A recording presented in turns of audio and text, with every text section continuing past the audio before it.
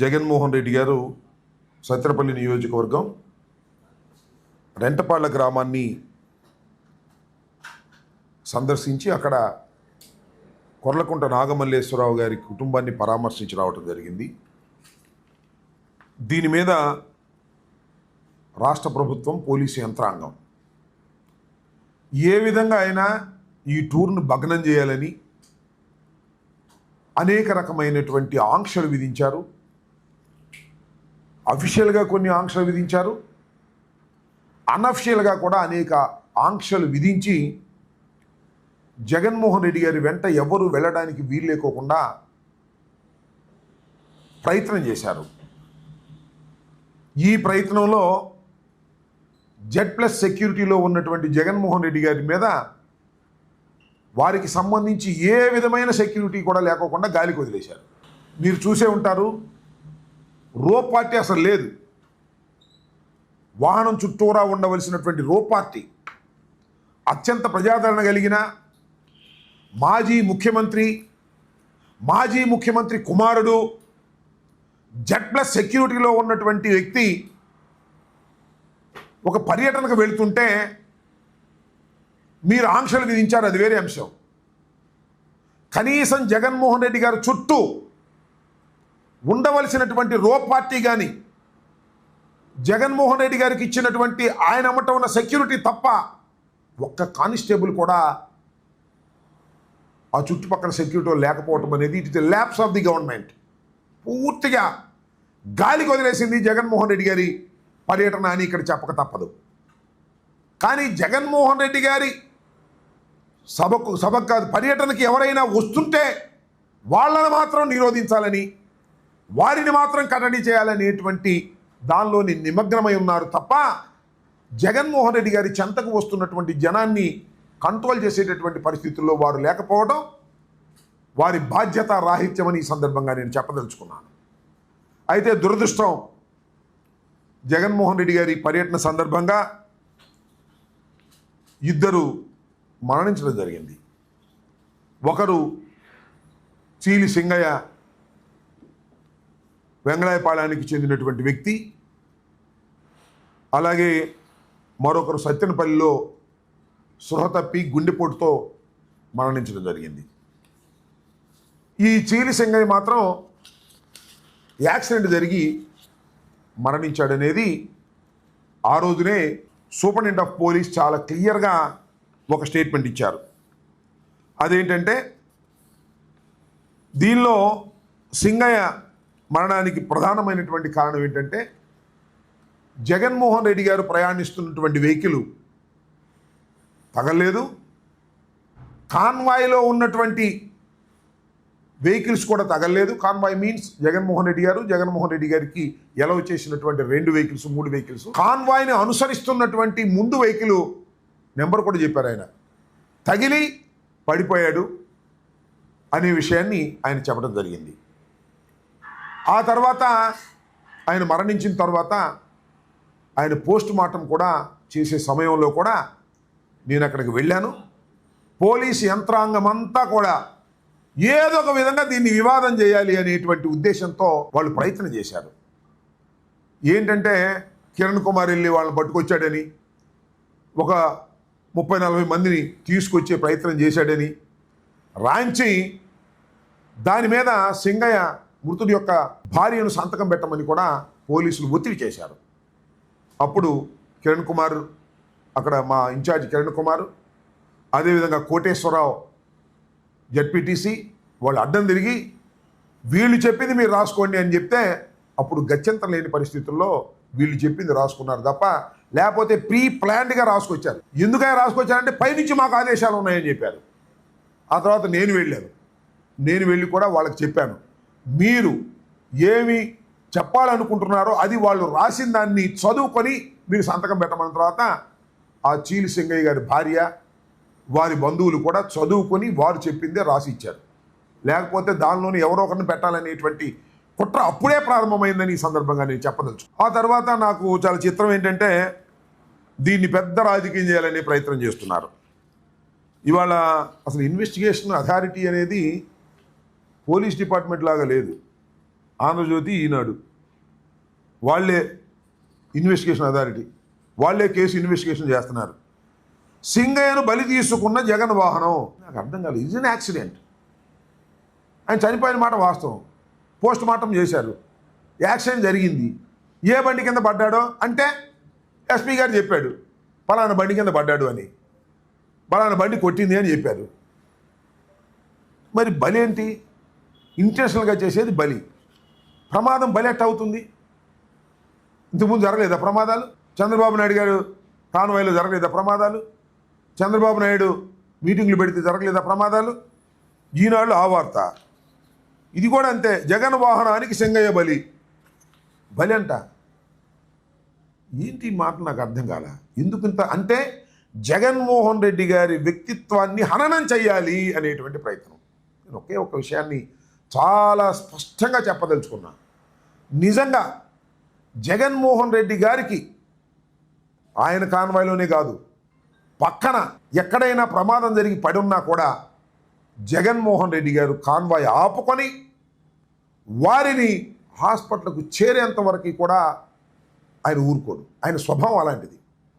ప్రమాదం జరిగి రోడ్డు పక్కన ఎవరన్నా పడిపోతే నా వాహనానికి ఆయన వాహనానికి తగలని, మరో వాహనానికి తగలని, లేకపోతే మరొకటి జరగని, ఎక్కడ ఏం జరిగినా ప్రాణాపాయ పరిస్థితిలో ఉన్నట్టు ఆయనకి తెలిస్తే హాస్పిటల్కు పంపించి అప్పుడు మాత్రమే ముందుకు వెళ్ళేటటువంటి మనస్తత్వం కలిగినటువంటి వ్యక్తి జగన్మోహన్ రెడ్డి గారు. ఆయన దృష్టిలోకి రాకపోతే అది వేరే అంశం. వీళ్ళేంటి బలి అంట నాకు అర్థం కాల. కేవలం జగన్మోహన్ రెడ్డి గారు కారు వేసుకెళ్ళి గుద్దేశాడు అనేటువంటి భావంతో మీరు ప్రయత్నం చేస్తున్నారు. ఇది దుర్మార్గమని ఈ సందర్భంగా నేను మనవి చేస్తున్నాను.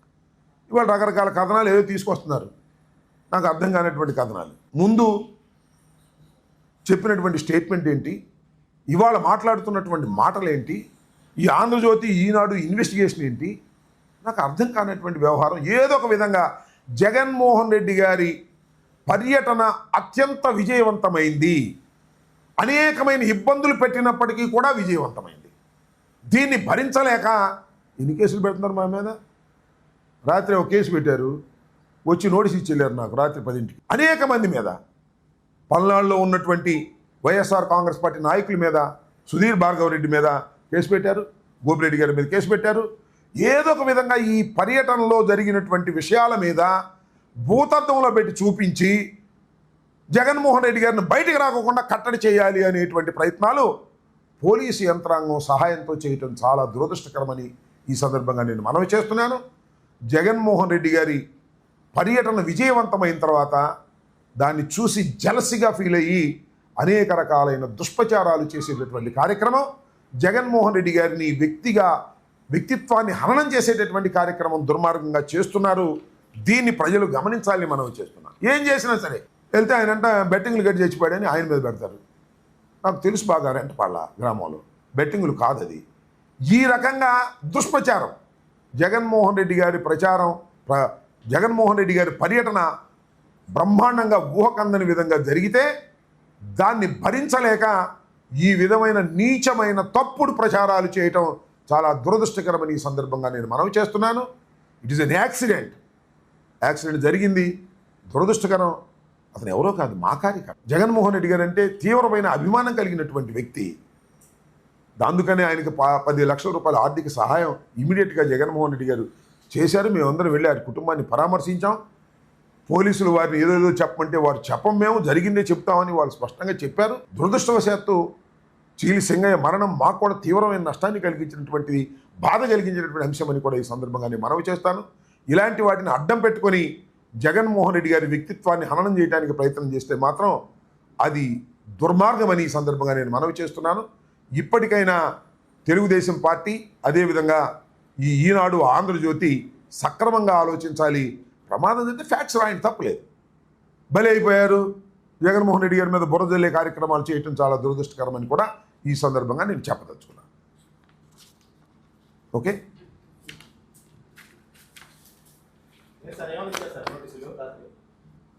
ఏదో కేసు పెట్టామన్నారా? చూపించమంటావా? ఏదో కేసు పెట్టాము, మీరు 14 రోజుల లోపల ఇవో సెక్షన్లు ఉన్నాయి, చదివి వినిపించమంటే వినిపిస్తుంది. అదిగో అక్కడ అట్ట తీసుకురావా, ఎవరున్నారు అక్కడ? ఆనంద్ దాని మీద కట్టలు తీసుకున్నప్పుడు రాత్రి ఇప్పుడు మా మీద ఏ రకమైన కేసులు పెడుతున్నారంటే, అక్కడ ఎర్ర కట్టలు ఉంటుంది తీసురా, టేబుల్ మీద 2 ఉంటాయి తీసురా పైన. మా మా మీద ఏదో చాలా కేసులు పెట్టారన్నారు, ఎన్ని కేసులు పెట్టారో తెలియదు కానీ రాత్రి మాత్రం నాకు కానిస్టేబుల్స్ వచ్చి they have given a notice, Nagarampalem police స్టేషన్లో మీ మీద కేసు రిజిస్టర్ చేశాము. నాకే కాదు చాలామందికి ఇచ్చారు. ఇదిగో నోటీస్. నేను కూడా లీడర్ లాగా అన్ని తయారు చేసుకుంటున్నాం. ఏం చేయాలి మేము? ఈ ప్రభుత్వం వచ్చిన తర్వాత ఇక మేము కేసులు ఎదుర్కొనే కార్యక్రమంలోనే ఉన్నట్టుగా కనిపిస్తూ ఉంది. వాళ్ళు ఇదిగో ఈ కేసు దర్యాప్తు కాలమునందు కానీ కోర్టు నందు కేసు పెండింగ్లో ఉండు సమయంలో కానీ అవసరమైన సందర్భంలో కోర్టు వారు ఎదుట లేదా దర్యాప్తు అధికారి ఎదుట హాజరు కావాలను. మీరు ఈ నోటీసు ముట్టిన 14 దినముల్లో నగరంపాలెం పోలీస్ స్టేషన్ గుంటూరు జిల్లా నందు ఈ దిగువ సంతకం చేసిన అధికారి ఎదుట హాజరై మీ గుర్తింపు తెలుపు పత్రమును దాఖలుపరచవలెను. పైన తెలిపిన ఏ విధమైన షరతులు మీరు ఉల్లంఘించిన ఎడల కోర్టు వారి అనుమతితో మిమ్మల్ని అరెస్ట్ చేస్తాం. కోర్టు వారి అనుమతి తీసుకుని అరెస్ట్ చేస్తామన్నారు. ఈ సెక్షన్లు కూడా చెప్తాను. The crime number 227/25 Nagarampalem police station under section 223, 226 clause 2, 189 clause 2 red with 190 BNS 32 police act. దీని మీద మరి నా మీద ఇంకా మరి ఎవరెవరి మీద కేసులు రిజిస్టర్ చేశారో తెలీదు. చేసి రాత్రి నోటీస్ ఇచ్చి వెళ్ళారు. ఇంకా కూడా ఈ పర్యటన సందర్భంగా అనేక మంది వైఎస్ఆర్ కాంగ్రెస్ పార్టీ నాయకుల మీద కేసులు రిజిస్టర్ చేసినట్టుగా గుంటూరులోను అదేవిధంగా పల్నాడులోను జగన్మోహన్ రెడ్డి గారు ఏ ప్రాంతం మీదుగా అయితే వెళ్ళారో ఆ ప్రాంతంలో ఉన్నటువంటి వైఎస్ఆర్ కాంగ్రెస్ పార్టీ నాయకుల మీద కార్యకర్తల మీద పెద్ద ఎత్తున కేసులు రిజిస్టర్ చేసి మమ్మల్ని ఇబ్బంది పెట్టాలనేటువంటి ప్రయత్నం చేస్తున్నారు. నిజానికి చాలామంది ఏంటండి ఈ కేసులని, ఐపీఎస్ అధికారులు కూడా ఎన్ని ఫాల్స్ కేసెస్ కదా అనేటువంటి భావన చాలామంది ఐపీఎస్ అధికారులు కూడా ఉంది. కానీ కొంతమంది ఐపీఎస్ అధికారులు మాత్రం మన లోకేష్ గారి ఆఫీస్ నుంచి టచ్లో ఉంటున్నారు. దానిలో మన గుంటూరు జిల్లాకు సంబంధించినటువంటి ఐపీఎస్ ఆఫీసర్ గారు ఐజీ గారు సర్వశ్రేష్ఠ త్రిపాఠి గారు, ఆయన ప్రత్యేకంగా వైఎస్ఆర్ కాంగ్రెస్ పార్టీ నాయకుల మీద ఫాల్స్ కేసెస్ పెట్టి ఏ విధంగా అయితే వైఎస్ఆర్ కాంగ్రెస్ పార్టీని అణచాలి అనేటువంటి డ్యూటీని ఆయన చేస్తారు. ఆయన డ్యూటీ ఏం చేయాలి? లా అండ్ ఆర్డర్ కాపాడాలి. ఎక్కడైతే చట్టం ఫెయిల్ అవుతుందో అక్కడికి వెళ్ళి ప్రయత్నం చేయాలి. ఆ పనిలో లేడు ఆయన. అంబటి రాంబాబు గారి మీద కేసు పెడదామా, లేకపోతే భార్గవరెడ్డి మీద కేసు పెడదామా, లేకపోతే గోపిరెడ్డి మీద కేసు పెడదామా, అప్పిరెడ్డి మీద కేసు పెడదామా? ఎందుకు అంటున్నాడు ఆయన? లోకేష్ గారి ఆఫీస్ నుంచి ఆయనకి ఫోన్లు వస్తాయి, ఆ డ్యూటీ చేస్తున్నాడు. మేము తప్పు చేస్తే నేరం చేస్తే కేసులు పెట్టండి, మాకేం అభ్యంతరం లేదు. మమ్మల్ని రాజకీయంగా అణచాలని ప్రయత్నం చేస్తారండి పోలీసులు. నాకు అర్థం కాలేదు. మీరు చేయాల్సింది ఏంటి? ఐజీ కానీ ఎస్పీ కానీ డిఐజీ కానీ చేయాల్సింది ఏంటి? ఖచ్చితంగా రాష్ట్రంలో శాంతి భద్రతలు కాపాడాలి. అది కాదు వాళ్ళ పని. రాష్ట్రంలో వైఎస్ఆర్ కాంగ్రెస్ పార్టీని అణచాలి. జగన్మోహన్ రెడ్డి గారిని టూర్ వెళ్ళనీయకూడదు. జగన్మోహన్ రెడ్డి గారి టూర్లో ఏదైనా జరిగితే దాన్ని భూతత్వం పెట్టి చూపించాలి, భయపెట్టాలి. జగన్మోహన్ రెడ్డి గారు టూర్కి వెళ్తే అక్కడ వచ్చిన జనం మీద అందరి మీద కేసులు పెట్టాలి. ఒకసారి కేసులు పెడితే ఇక్కడ రాకుండా పోతారు. అంటే సర్వశ్రేష్ఠ త్రిపాఠి గారు ఐజీ గారు వైఎస్ఆర్ కాంగ్రెస్ పార్టీని అణచడం కోసం ప్రత్యేకమైన డ్యూటీ తీసుకున్నాడా? నాకు అర్థం కాలేదు. What is this? Being an IPS officer, senior officer.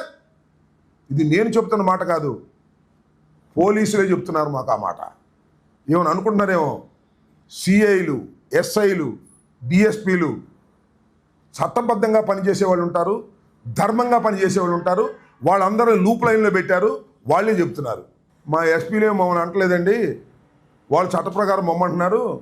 మా ఐజీ గారు మాత్రం మాకే ఫోన్ చేసి చట్ట వ్యతిరేకంగా వెళ్ళండి, కేసులు పెట్టండి అని అంటున్నారు. ఏమిటి అన్యాయం? ఆలోచించుకోమని కూడా ఈ సందర్భంగా మనవి చేస్తున్నాను. మీరు కేసులు పెడితే కేసులు భయపడతాం అనుకోమాకండి. మీ కేసుల్ని చట్ట ప్రకారం ఎదుర్కొంటాం.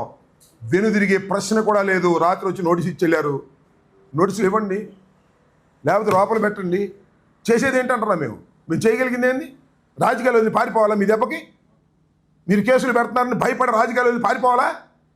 చిన్నప్పటి నుంచి రాజకీయాల్లో ఉన్నటువంటి వ్యక్తులు లోపల పెట్టి కుమ్మేస్తారా? జైల్లో పెట్టేస్తారా? ఏమిటి అన్యాయం అంటున్నా? కాకి బట్టలు వేసుకోండి, పచ్చ చొక్కాలు వేసుకోమాకండి లోపల. ఇది సరైనటువంటి విధానం కాదని మనం చేస్తున్నా. ఇలాంటి మీ పోలీస్ బెదిరింపులకి బెదరడానికి సిద్ధంగా లేవు. మేము రౌడీలం కాదు, సంఘ వ్యతిరేక శక్తులం కాదు, రాజకీయ పార్టీ కార్యకర్తలు, ప్రజాసేవ కోసం రాజకీయాల్లోకి వచ్చాను తప్ప మరొక దానికోసం రాలేదని కూడా ఈ సందర్భంగా నేను చెప్పదలుచుకున్నా. ఏదో మమ్మల్ని రౌడీలు బెదిరించినట్టు, జేబు దొంగలు బెదిరించినట్టు, దొంగలను బెదిరించినట్టు మమ్మల్ని బెదిరిస్తారా మీరు? మేము దొంగలమా? జేబులు కొట్టేవాళ్ళమా? రౌడీలమా? రౌడీ మామూలు వసూలు చేసేవాళ్ళమా? మేము ప్రజాసేవ కోసం రాజకీయాల్లోకి వచ్చాం. ఆ క్రమంలో మేము ముందుకు వెళ్తున్నాం. ఎక్కడైనా పొరపాటు జరిగితే పెట్టండి కేసులు, వీ కెన్ ఫేస్ ఇట్. కానీ కావాలని లోకేష్ బాబు చెబితే కేసులు పెట్టేస్తారా? ఎవరి మీద పెట్టాలి? మీద చదువుకున్న వాళ్ళం అండి మేము. డాక్టర్ మీద కేసు పెట్టారు, నాన్ బెయిలబుల్ కేసు. ఇవాళ సుధీర్ భార్గవ్ రెడ్డి మీద, డాక్టర్ శ్రీనివాస్ రెడ్డి మీద కేసు పెట్టారు. ఏంటిది? రోజులు ఎప్పుడు ఇలాగే ఉంటాయి అనుకున్నారా? అయిపోయింది సంవత్సరం. గుర్తుపెట్టుకోండి. యాక్సిడెంట్ జరిగితే దానికి జగన్మోహన్ రెడ్డి బలి చేశాడంటారా? జగన్మోహన్ రెడ్డి గారి వ్యక్తిత్వాన్ని హననం చేస్తారా? జగన్మోహన్ రెడ్డి ఎలాంటి వాడు? ఎక్కడైనా ఆయన కారు కాదు, ఎవరి కారు కన్నా తగిలినా కూడా అక్కడ ఆగి వాళ్ళని ఇమీడియట్గా హాస్పిటల్కి పంపించేటటువంటి మానవతా దృక్పథం కలిగినటువంటి జగన్మోహన్ రెడ్డి గారి మీద మీరు ఇష్టం వచ్చినట్టు కేసులు పెట్టాలని ప్రయత్నం చేస్తున్నారు. మా మీద ఇష్టం వచ్చినట్టు కేసులు పెట్టాలని ప్రయత్నం చేస్తున్నారు. జాగ్రత్త అని మనం చేస్తున్నా. కాకి బట్టలు వేసుకొని చట్ట ప్రకారం వ్యవహరించండి తప్ప కాకి బట్టల ముసుగులో పచ్చ చొక్కాలు వేసుకొని మీరు ప్రవర్తిస్తే మేము దేనికైనా సిద్ధంగా ఉన్నామని కూడా ఈ సందర్భంగా నేను చెప్పదలుచుకున్నాను. న్యాయస్థానాలు ఉన్నాయి ఇక్కడ ప్రజాస్వామ్య దేశంలో. మీ ఇష్టం కాదు, మిలిటరీ పరిపాలన కాదు, పోలీస్ పరిపాలన కాదు, చట్టబద్ధమైన పరిపాలన, రాజ్యాంగం ప్రకారం జరుగుతున్నటువంటి పరిపాలన. ఒక వ్యక్తిని అరెస్ట్ చేయాలంటే కొన్ని ప్రొసీజర్స్ ఉంటాయి. అన్ని ప్రొసీజర్స్ని మీరు వైలేట్ చేసి మీరు అరెస్ట్ చేస్తున్నారు, రిమాండ్కి పంపుతున్నారు. చూస్తాం వాటి సంగతి కూడా రాబోయే కాలంలో అని కూడా ఈ సందర్భంగా నేను చెప్పదలుచుకున్నాను. ఇలాంటి పిచ్చి పిచ్చి బెదిరింపులకు బెదరడానికి వైఎస్ఆర్ కాంగ్రెస్ పార్టీ నాయకులు, కార్యకర్తలు సిద్ధంగా లేరని కూడా ఈ సందర్భంగా నేను చెప్పదలుచుకున్నాను. ఎవరు మనోధైర్యం కోల్పోరు, మరింత మనోధైర్యాన్ని పెంచుకుంటారు. నేను ఒకటే మనవి చేస్తున్నా, నారా చంద్రబాబు నాయుడు గారిని 53 రోజులు లోపల పెడితే వాళ్ళ అబ్బాయి కక్ష తీర్చుకుంటున్నాడు. అంతేగా మమ్మల్ని లోపల పెడితే మేమెంత కక్ష తీర్చుకోవాలి? ఆలోచించుకోవాలి. లోకేష్, మీ నాన్నని 53 రోజులు లోపల పెట్టారనే కదా ఇంతమంది లోపల పెడుతున్నావు. నెల తరబడి లోపల ఉంటున్నారు. వాళ్ళ కుటుంబాలన్నీ కక్ష పడితే నీ పరిస్థితి ఏంటో ఆలోచించుకో. మమ్మల్ని కక్ష పెట్టి లోపల పెట్టిస్తావా? మనోధైర్యాన్ని ఈషన్ మాత్రం కూడా కోల్పోయే పని లేదు. మనోధైర్యాన్ని కోల్పోయే వాళ్ళు రాజకీయాల్లోనే ఇవాళ లోకేష్ రెడ్ బుక్ రాజ్యాంగంలో ఉండడానికే వీల్లేని పరిస్థితి. మనోధైర్యంతో ఉన్నవాళ్లే ఇవాళ రాజకీయాల్లో ఉండాలని నిర్ణయించుకున్నాం. మా మనోధైర్యాన్ని కోల్పోము. ఈ క్రమంలో ఈ పోలీసు వారు పచ్చ చొక్కాలు వేసుకొని పరిపాలన చేసే పోలీసులు కొంతమంది, అందరినీ అన్నాం, వాళ్ళు చేసే క్రమంలో, మా మీద కేసులు పెట్టే క్రమంలో, మమ్మల్ని అరెస్ట్ చేసే క్రమంలో, మమ్మల్ని హింసించే క్రమంలో ఏమైనా సిద్ధం. దానిలో సందేహం లేదు. నెల రోజులు పెట్టుకుంటారా, సంవత్సరం పెట్టుకుంటారా, జగన్మోహన్ రెడ్డి గారి లాగా 16 నెలలు పెట్టుకుంటారా? జైల్లో పెట్టుకోండి, చూస్తాం సంగతి ఏంటో. జైల్లో ప్రాణాలు పోతాయా? చూస్తాం అది కూడా అని. సంఘ విద్రోహ శక్తి, అసలు జగన్మోహన్ రెడ్డి సంఘ విద్రోహ శక్తి అండి, ముఖ్యమంత్రిగా పనిచేసిన వ్యక్తి. అదే రేపు మీ ఇంటికి పలకరించడానికి వచ్చారనుకో, ఏదైనా పని నుండి నీ మీద ఒక కథ పెట్టేస్తారు. పలానా సుబ్బారావు, పలానా వెంకయ్య, పలానా పుల్లయ్య జేబు దొంగ, ఆ దొంగ, ఈ దొంగ అని. నేను అడుగుతా ఉన్నానయ్యా, ఇవాళ ఎక్కడికి వెళ్ళాడు? రెంటపాళ్ళు వెళ్ళాడు. నాగమల్లేశ్వరరావు బెట్టింగ్ అంట. పోయేకాలం కాకపోతే ఏముంది? వాళ్ళకి 40 ఎకరం పొలం ఉంది, 2 అన్నదమ్ములు, మంచి వ్యవసాయదారులు, కాంట్రాక్టులు చేస్తారు, డబ్బులు బాగా ఉన్నవాళ్ళు. బెట్లు కట్టి డబ్బులు పోయేటప్పుడు ఊరేసుకున్నాడంట, చచ్చిపోయాడంట, గుట్టగాల్చి మొఖాన్ని వేశారు. సరే, తెనాలి వాళ్ళు వాళ్ళ సంగతి ఏదన్నా కానీ మేము వెళ్ళింది దేనికి?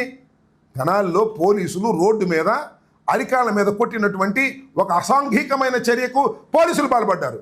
వాళ్ళు ఏమనాలి? పోలీసుల్ని ఏం చేయాలి? పోలీసులు చట్టాన్ని చేతిలోకి తీసుకుంటే తప్పని చెప్పకూడదా? వాళ్ళ క్యారెక్టర్లు ఏమన్నా కానీ, ఒక దొంగని కొడతావా? ఒక రేపిస్ట్ కొడతావా? చట్టం ఉంది. కొట్టేదైతే కోర్టు మానేసేయండి, ఎందుకు అనవసరం? పోలీసులు కోర్టులు మానేసేయండి, ఛార్జ్షీట్లు పెట్టడం మానేసేయండి, రిమాండ్ పంపడం మానేసేయండి, మీ సెల్లో వేసి కొట్టేసేయండి అందరు. నేను ఓకే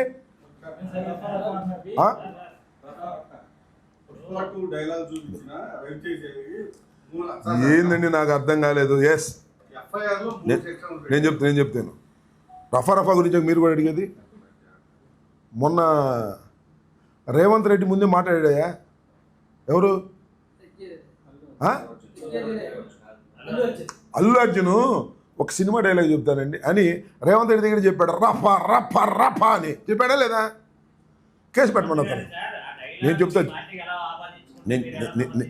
నేను చెప్పేది నబ్బా, అది కూడా చెప్తాను.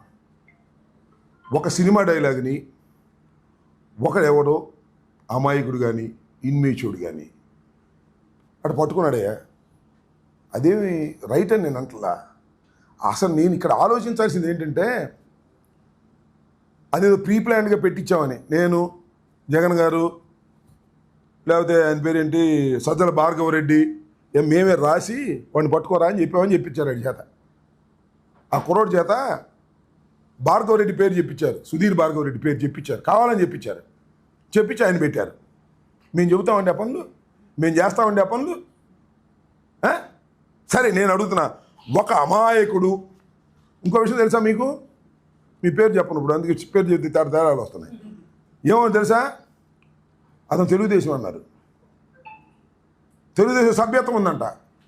అంటే తెలుగుదేశంలో సభ్యత్వం ఉన్నవాడే సంవత్సర కాలం పరిపాలన తర్వాత రఫ రఫ రఫ అని పెట్టాడంటే ఏంటి? మీరు ఎక్కడికి పోతున్నారు? మీ ప్రభుత్వం ఒక కుర్రవాడు తెలుగుదేశం సభ్యత్వం ఉండి రఫ రఫ కోసేస్తాం అంటుండే. మీ కార్యకర్త అంత తిరగబడ్డాడంటే మీరు ఎక్కడికి పోతున్నారా లోకేష్? ఎక్కడికి పోతున్నారా చంద్రబాబు? అది కూడా రాశారా? అది కూడా అనుమానమేగా, అది కూడా అనుమానమే కదా. ఇప్పుడు అదైతే ఆ అనుమానం ఒకటి, ఈ అనుమానం ఒకటి. ఆ తెలుగుదేశం వాళ్ళే పెట్టించి ఉండొచ్చు, లేకపోతే వాడికే కోపం వచ్చి పెట్టచ్చు. ఎట్లా కావద్దు కదా. దేనైనా అనుమానం అయ్యా, మాకున్నటువంటి డౌట్. నువ్వు ఈ మాటలు మాట్లాడావంటే ఇది అనుమానం.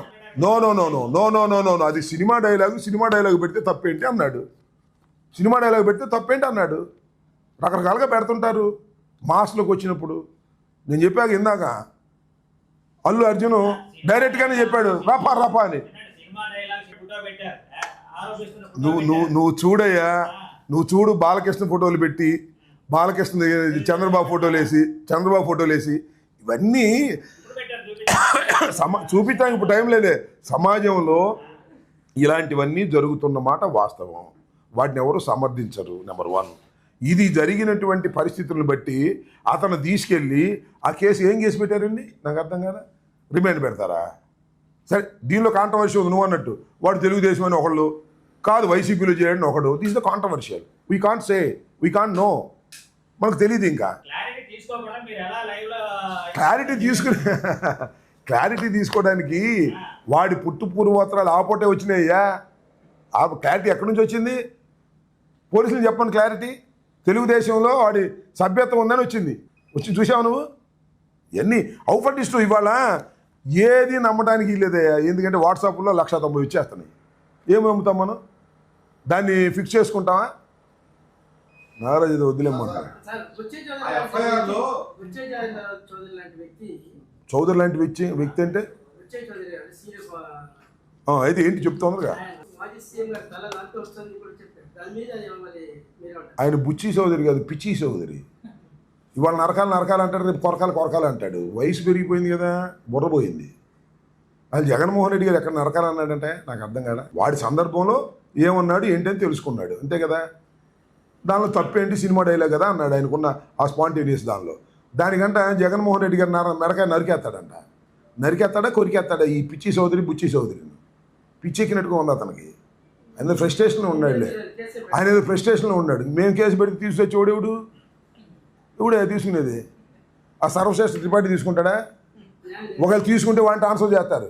ఎవరన్నా సిన్సియర్గా ఒక ఆఫీసర్ ఉన్నాడు, ఇట్లా నరకాలు అన్నాయని తీసుకెళ్ళి ఇచ్చామనుకో, నగరం పాలెంలోనో లేకపోతే ఇంకో చోట మాబోటి ఇచ్చామనుకో, ముందు వాడు ట్రాన్స్ఫర్ చేస్తారు వాడు తీసుకున్నందుకే. ఇట్లా ఉంది వ్యవహారం. మేము కేసులు పెడితే తీసుకునే పరిస్థితి ఉందా ఇవాళ? ఏంటి ఇచ్చినాడికి ఏం దిక్కులేదు. పబ్లిసిటీ సంగతి సార్ ఇచ్చినాడు, 2 ఇచ్చానయా, ఏమయ్యా 2 ఇచ్చా. ఎక్కడ ఏపేటిది?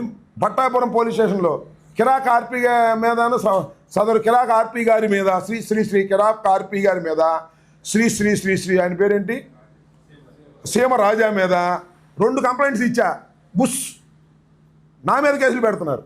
రాయాల నువ్వు ఇస్తావా మా వాళ్ళ మీద కేసులు అని అక్కడ సిఐ గారి కోపం వచ్చి నా మీద కేసు పెట్టాడు. సిఐ గారు వాళ్ళు నగరంపాలెం కాదు, నేను ఇచ్చింది ఇది, నిన్నొచ్చింది నగరంపాలెం. చెప్పాక ఇప్పుడు సెక్షన్లు విషయం ఆ సెక్షన్ చదివితే కానీ తెలియదు. రాత్రి చీకట్లో వచ్చి ఇచ్చారు, చూసుకోవాలి. ఇంకా సెక్షన్లు చూడాలి, సెక్షన్లు చూడాలండి. ఇదే 223, 126, 189 ఇవన్నీ ఇచ్చారు, చూసి చెప్తాం. ఇలాగనే కదా. ఇంకోటి అది అరెస్ట్ చేసే సెక్షన్. ఇప్పుడు ప్రస్తుతానికి అరెస్ట్ చేసే సెక్షన్లు కాదు కాబట్టి రాత్రి వచ్చి నోటీస్ ఇచ్చారు. ఈ పైన 41 నోటీస్ తీసుకోవడానికి రమ్మన్నారులే. ఈ పైన విధించిన షరతులు ఏవైనా మీరు ఉల్లంఘిస్తే కోర్టు వారి పర్మిషన్తో మిమ్మల్ని అరెస్ట్ చేస్తాము అన్నారు. ఎప్పుడో అరెస్ట్ చేయాలని వాళ్ళ కోరిక ఉంది, మేము సిద్ధంగా ఉన్నాము. ఏం చేస్తాం? ఇంకా ఏం శర్మ గారు పారిపోలేంగా, చెప్పాక ఇంతకుముందు. ఏమయ్యా ఇప్పుడు ఈ వయసులో వెళ్ళి ఏ రిసార్ట్లోనో దాక్కుని 1 నెల తర్వాత పట్టుకుని ఇవన్నీ ఎందుకు?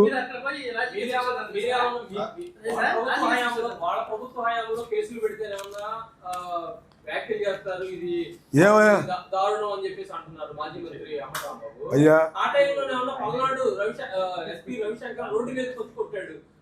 నీకు దండం పెడతానా? మేము ఇన్ని కేసులు పెట్టామంటాయా? మేము ఇంతమంది లోపలేసామంటాయా? ఎవరో కొన్ని కేసులు పెట్టారు, ఇన్ని కేసులు మేము పెట్టామా చెప్పండి? జగన్మోహన్ రెడ్డి గారు, అది కాదు మన ఈయన పేరేంటి, చంద్రబాబు నాయుడు గారు ప్రచారానికి వెళ్తే మేము కేసులు పెట్టామా? కేసులు పెట్టకుండా లేవు. చట్ట ప్రకారం పోలీసులు కేసులు పెట్టారు. ఇన్ని నెలలు ఎవడన్నా ఉన్నాడా చెప్పండి? ఆయన ఎవరో ఉన్నాడు, ఆయన పేరేంటి, వ్యవసాయ శాఖ మంత్రి గారు జైల్లో ఉన్నాడా, హాస్పిటల్లో ఉన్నాడు, బారు ఫైల్స్ అని.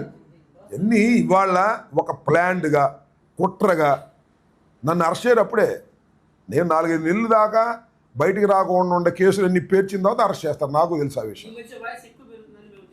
ఎవరు వాయిస్ కేసులు పెట్టిన కొందికి పెరిగింది వాయిస్, కేసులు పెట్టిన కొందికి నా వాయిస్ పెరిగిద్ది.